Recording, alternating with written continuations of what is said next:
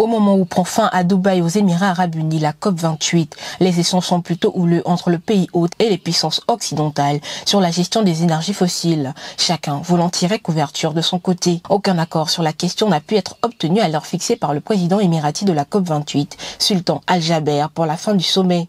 La semaine dernière, Sultan Al-Jaber, dans le dernier projet de texte, a été jugé trop faible par l'Union européenne, les États-Unis, les petits États insulaires et de nombreux pays sud-américains qui ont tous estimé qu'il ne répondait pas aux exigences de la crise climatique.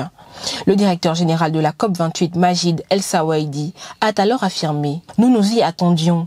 Nous voulions que le texte déclenche une conversation. » Autant dire que ces objectifs ont été atteints, au point de déclencher un tollé.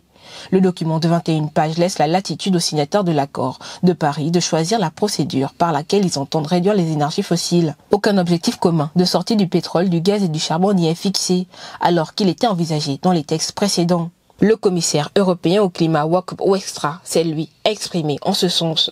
Il existe un très grand groupe de pays, voire une super majorité, qui veulent plus d'ambition. Quant à Joseph Sikulu, responsable pour le Pacifique de l'ONG 350.org, le texte est inacceptable et bien en deçà de l'ambition nécessaire pour maintenir nos îles au-dessus de la surface des eaux. Il considère que c'est une insulte pour ceux qui ont effectué le déplacement de Dubaï dans le but de se battre pour la survie de l'humanité. Un nouveau texte tenant certainement compte des avis des uns et des autres est en cours d'élaboration. Gageons qu'il tienne compte de toutes les réalités.